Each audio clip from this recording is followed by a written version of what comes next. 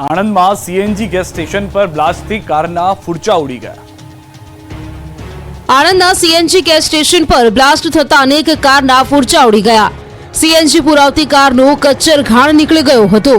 આણંદમાં CNG gas station પર કોઈ કારણોસર બ્લાસ્ટ થતા અફરાતફરી મચી ગઈ હતી। આણંદના ભાલિદ નજીક આવેલ ચરોતર સીએનજી ગેસ સ્ટેશન પર વાનમાં ધડાકા સાથે બ્લાસ્ટ થયો। બ્લાસ્ટ થતા બાજુમાં ઉભેલા કાર ચાલક સહિત અન્ય વ્યક્તિને પણ ઈજા પહોંચી છે। વાનમાં બ્લાસ્ટ થતા વારના કુરચે કુરચા ઉડી ગયા હતા।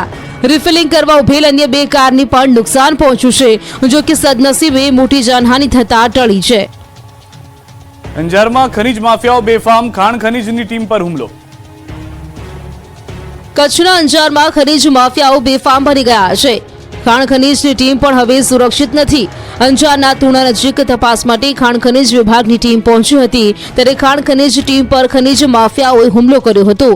બ્લેક ટ્રેપ ખનીજ લઈ જતા 4 વાહનોને અટકાવતા મામલો બીચક્યો હતો। ખનીજ માફિયાઓ ગુસ્સે ભરાયા હતા, ત્યારે અટકાવવા જતા હુમલો કર્યો હતો, જે બાદ ખાણ ખનીજ વિભાગે 4 વાહનો જપ્ત કરી સીઝ કર્યા। સમગ્ર મામલે હજુ સુધી કોઈ પોલીસ ફરિયાદ નથી થઈ। ભરૂચમાં ક્રેનનું બેલેન્સ બગડતા યુવક પટ્ટા પર 15 ફૂટ ઊંચે હવામાં લટક્યો, લોકોએ કેચ કરીને બચાવી લીધો। ભરૂચના મહમદપુરા વિસ્તારમાં હાઈમાસ્ટના રિપેરિંગ કામગીરી દરમિયાન દુર્ઘટના બની। અચાનક ક્રેનનું બેલેન્સ બગડતા એક વ્યક્તિ પટ્ટા સાથે હવામાં લટક્યો હતો। 15 ફૂટ ઊંચે હવામાં લટકતા યુવકે બચવા માટે બૂમાબૂમ કરી। આ દરમિયાન ક્રેનના પટ્ટાને ધીમે ધીમે નીચે ઉતારવામાં આવ્યો। જેવો લોકોની નજીક તે પહોંચ્યો કે યુવકે જમ્પ મારી દીધો। લોકોએ કેચ કરીને તેને બચાવી લીધો। ભરૂચ શહેરમાં અનેક વિસ્તારમાં મોટી હાઈમાસ્ક લાઇટો આવી છે, જેને રિપેરિંગ કરવા માટે ક્રેન જેવા સાધનોની જરૂર પડતી હોય છે। રાત્રિના હાઈમાસ્ક લાઇટના પોલની કામગીરી ચાલી રહી હતી અને તે સમયે ક્રેન દ્વારા તેને ઉઠાવવામાં આવી હતી। આ સમય દરમિયાન હાઈમાસ્કના પોલને ઉઠેલી ક્રેનનું બેલેન્સ બગડી જતા થાંભલો નમી પડ્યો। આ સમયે ત્યાં કામગીરી કરી રહેલો એક વ્યક્તિ ત્યાં પટ્ટા ઉપર લટકી પડતા બૂમાબૂમ થઈ હતી।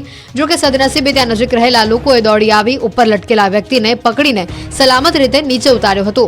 પોલ પરથી વ્યક્તિ નીચે ઉતરતા લોકોએ રાહતનો શ્વાસ લીધો।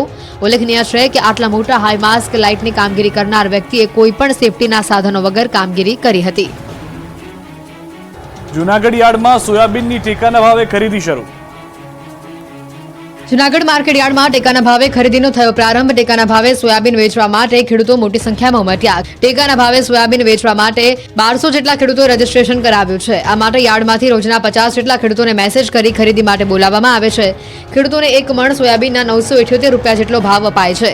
ખેડૂતોએ કહ્યું કે ખુલ્લી હરાજીમાં ઓછો ભાવ મળે છે, જ્યારે ટેકાના ભાવ સારા મળે છે। ખુલ્લી બજાર કરતા ટેકાના ભાવ વધુ મળતા હોય, જેમાં ખેડૂતોમાં ખુશીનો માહોલ જોવા મળ્યો। આ વખતે સોયાબીનનું બમ્પર વાવેતર થયું છે। સોયાબીન વાવવામાં ખર્ચ ઓછો અને ઉત્પાદન સારું મળે છે, તેથી હવે ખેડૂતો સોયાબીનના પાક તરફ વળી રહ્યા છે। રાજકોટમાં સરકારી અનાજનો જથ્થો ઓછો આવતા મુશ્કેલી।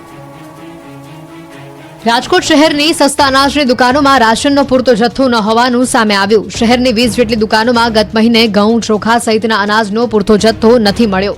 ગત મહિને 100% રૂપિયા ભર્યા હોવા છતાં માત્ર 30% જથ્થો પહોંચ્યો। તો બીજી તરફ પુરવઠા વિભાગ દ્વારા તુવેર દાળના 50% જથ્થાની જ ફાળવણી કરવામાં આવે છે, જેથી લાભાર્થીઓને અનાજ વિના ધરમના ધક્કા ખાવા પડી રહ્યા છે। આ મામલે સંબંધિત અધિકારીઓને જાણ કરાઈ છે, ત્યારે સસ્તા અનાજની દુકાનોમાં સમયસર પૂરતો જથ્થો પહોંચાડવા માટેની માંગ ઉઠી છે।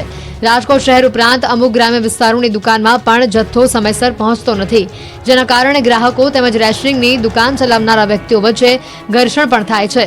ફેર પ્રાઇસ એસોસિએશન દ્વારા સમગ્ર મામલે સંબંધિત અધિકારીઓને જાણ પણ કરવામાં આવી છે, પરંતુ ઉપરથી જથ્થો મોડો આવતા હોવાના કારણે ગોડાઉન સુધી જથ્થો પહોંચવામાં વાર લાગે છે। દાહોદમાં નકલી અને મામલે પોલીસે કાર્યવાહી કરી। 6 મહિનાથી ફરાર આરોપીઓના ઘરે તેમજ જાહેર સ્થળોએ નોટિસ લગાવી। દાહોદમાં નકલી અને મામલે પોલીસે કાર્યવાહી કરી હતી। છેલ્લા 6 મહિનાથી ફરાર આરોપીઓના ઘરે તેમજ જાહેર સ્થળો પર નોટિસ લગાવવામાં આવી। પ્રકરણમાં પ્રારંભથી જ ફરાર એવા 2 લોકો સામે પોલીસે 82 અનુસાર જાહેરનામું પ્રસિદ્ધ કરીને તેઓને ભાગેડુ જાહેર કર્યા હતા। એટલું જ નહીં, તેમના ઘર તેમજ ઘરની આસપાસ તેમજ રેલવે તેમજ બસ સ્ટેશન સહિતના જાહેર સ્થળો પર ભાગેડુ હોવાની ફોટોની સાથે નોટિસો પણ ચોંટાડવામાં આવી। બંને 1 માસમાં પોલીસ સમક્ષ હાજર નહીં થાય તો બંનેની મિલકત ટાંચમાં લેવાની કાર્યવાહી કરાશે। બિલ્ડર કુતબી રાવત અને જમીન દલાલ રામુ પંજાબીને વોન્ટેડ જાહેર કરવામાં આવ્યા છે। 20 ડિસેમ્બર સુધીમાં હાજર નહીં થાય તો તેમની મિલકત ટાંચમાં લેવામાં આવશે। નકલી એને હુકમો બનાવવામાં રામુ પંજાબીની મુખ્ય ભૂમિકા હતી। મે મહિનામાં પહેલી ફરિયાદ દાખલ થતાં જ બંને ફરાર થયા હતા। ભૂમાફિયાઓએ જમીનોના નકલી એનેના હુકમો તૈયાર કર્યા હતા। નકલી હુકમોના આધારે સરકારના કરોડો રૂપિયાના પ્રીમિયમની ચોરી કરી હતી. દાંતાથી 2 બોગસ તબીબો અને દવાખાના પકડાયા. નકલીઓના રાફડા વચ્ચે બનાસકાંઠાના દાંતાથી બોગસ તબીબો અને બોગસ દવાખાના પકડાયા છે. બનાસકાંઠાના ગ્રામ્ય વિસ્તારોમાં એસઓજી અને આરોગ્ય વિભાગની ટીમે સંયુક્ત રીતે દરોડા પાડી કાર્યવાહી હાથ ધરી હતી. દાંતા તાલુકાના બામોદરા ગામે 2 બોગસ તબીબોના દવાખાના બંધ કરવામાં આવ્યા. ખુશી ક્લિનિક અને વાઘેશ્વરી દવાખાનાના બોગસ તબીબ સામે કાર્યવાહી કરાઈ. મનુભાઈ રાવળ, જશવંત સોલંકી અને પ્રભાજી ઠાકોર સામે કાર્યવાહી કરવામાં આવી. સાથે જ દાંતા તાલુકાના ટીએચઓએ જણાવ્યું કે જો ફરી દવાખાના ખોલશે તો ફરી કાર્યવાહી કરવામાં આવશે. મનુભાઈ રાવળ, જશવંત સોલંકી, પ્રભાજી ઠાકોર સામે એસઓજી પોલીસ તથા આરોગ્ય વિભાગે કાયદેસરની કાર્યવાહી કરી ત્રણેય લોકોને હળાદ પોલીસના હવાલે કરતા ધોરણસરની કાર્યવાહી કરી આગળની વધુ તપાસ હાથ ધરવામાં આવી છે. જો કે નવાઈની વાતો એ છે કે આ કાર્ય થયા બાદ રિયાલિટી ચેક કર્યા હતા, જેમાં ખુશી દવાખાનાના શટર બંધ હતું, એકમાત્ર તાળું મારેલું હતું.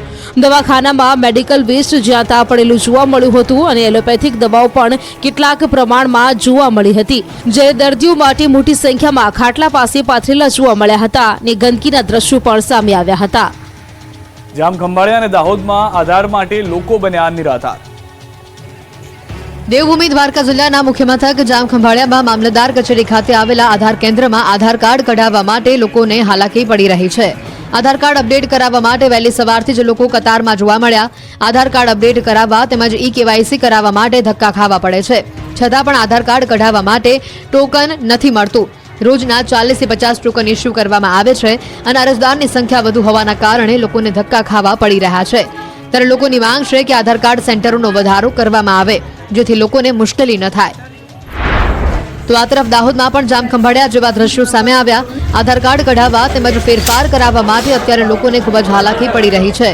આધાર કાર્ડ કઢાવવા માટે વહેલી સવારથી ગ્રામીણ વિસ્તારમાંથી આવતી ગરીબ પ્રજા પોસ્ટ ઓફિસ ખાતે બાળકોને લઈને વહેલી સવારે 3 વાગ્યાથી લાઇનમાં લાગે છે. પરંતુ જવાબદાર તંત્ર નવીન આધાર કાર્ડ કઢાવવા માટેની અન્ય સુવિધા તાલુકા પંચાયત અથવા નગરપાલિકામાં ચાલુ કરતી નથી, જેથી ગ્રામ્ય વિસ્તારમાંથી આવતી ગરીબ પ્રજાને પોતાની ખેતી તેમજ મજૂરીનું કામ છોડી રૂપિયાનો બગાડ કરી આધાર કાર્ડ કઢાવવા આવવું પડે છે. પોસ્ટ ઓફિસની બહાર કાગળ આધાર કાર્ડનું કામ અન્ય જગ્યાએ થતું હોવાનું કાગળ પર લગાવેલું છે. રાજકોટમાં રામકથા શરૂ થતા પહેલા નીકળી પોથી યાત્રા.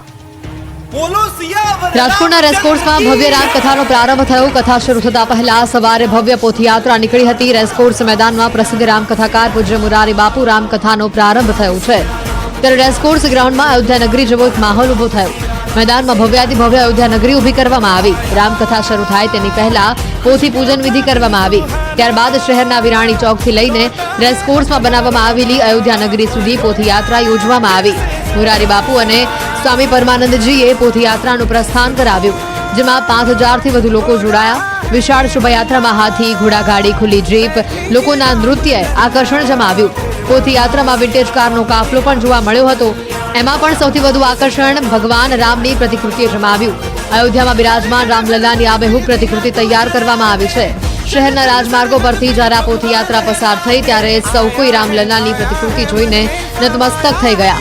પોથયાત્રા દરમિયાન કેસરીયો માહોલ જોવા મળ્યો. ઠેર ઠેર જય શ્રી રામના નારા લાગ્યા.